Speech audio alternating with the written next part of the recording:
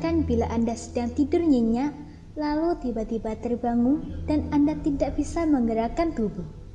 Kedengarannya menakutkan, tapi itu sebuah pengalaman yang dialami banyak orang.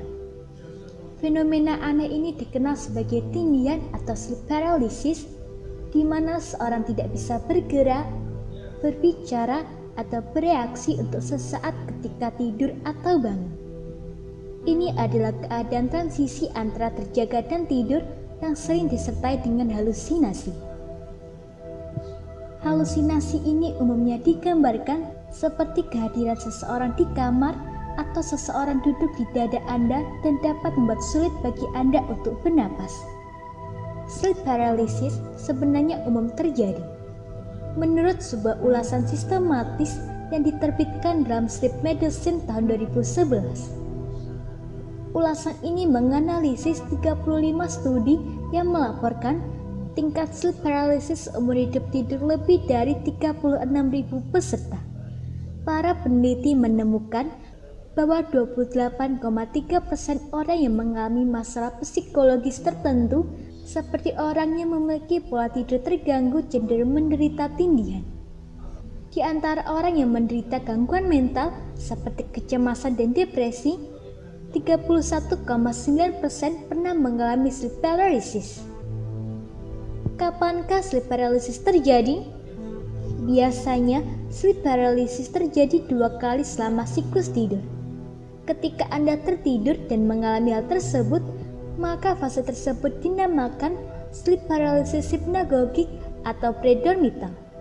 Ketika Anda tidur, tubuh perlahan-lahan rileks dan Anda akan merasakan tidak bisa bergerak atau berbicara.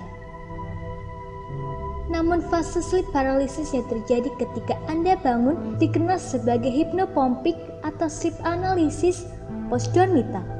Selama tidur, secara bergantian tubuh Anda ada di fase antara REM atau rapid eye movement dan NREM atau non-rapid eye movement.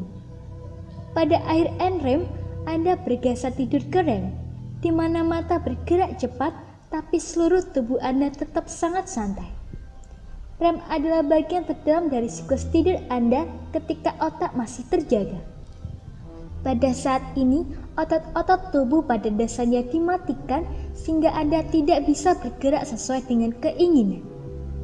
Jika Anda bangun sebelum siklus REM selesai, Anda menjadi sepenuhnya sadar, tapi tubuh Anda masih dalam modus tidur REM sehingga membuat Anda tidak bisa bergerak. Apa saja jenis halusinasi yang terjadi di sleep paralysis?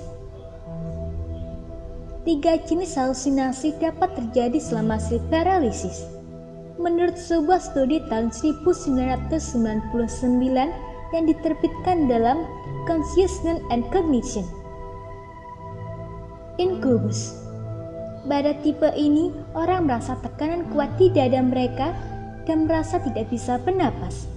Di sini, tubuh masih dalam modus pernapasan REM. Intruder. Di sini, orang mengalami perasaan kehadiran, rasa takut, dan halusinasi visual atau auditory. Unusual bodily experience. Pada tipe ini, orang memiliki pengalaman out of body seperti terbang atau mengambang. Di sini berbagai wilayah otak yang aktif pada saat orang tersebut terbang. Siapa saja yang bisa mengalami sleep paralysis? Menurut American Academy of Sleep Medicine, orang mengalami sleep paralysis untuk pertama kalinya antara usia 14 dan 17. Kondisi ini dapat dialami pria dan wanita dari semua kelompok umur dan diperkirakan terjadi di antara 5 hingga 40% orang. Selain itu, sebuah studi 2015 yang diterbitkan dalam Journal of Sleep Research mencatat bahwa sleep paralysis ini bisa diturunkan. Namun, penelitian lebih lanjut masih diperlukan untuk kesimpulan yang pasti. Penyebab tindihan atau sleep paralysis. Tidur yang tidak tepat, perubahan jadwal tidur, masalah mental seperti kecemasan, stres tinggi atau gangguan bipolar. predisposisi genetik. Masalah tidur seperti narkolepsi atau kram kaki di malam hari. Penggunaan obat tertentu. Penyalahgunaan zat tertentu. Bisakah sleep paralysis dicegah atau diobati? Sulit untuk mengobati atau mencegah sleep paralysis seperti yang terkait dengan faktor keturunan dan terkait dengan sejumlah masalah kesehatan lainnya. Namun, ada banyak hal yang dapat Anda lakukan untuk mencegah masalah ini. Cobalah untuk mengurangi dan mengelola stres. Berolahraga secara teratur tetapi tidak sebelum tidur. Istirahat yang cukup dan menjaga jadwal tidur yang teratur.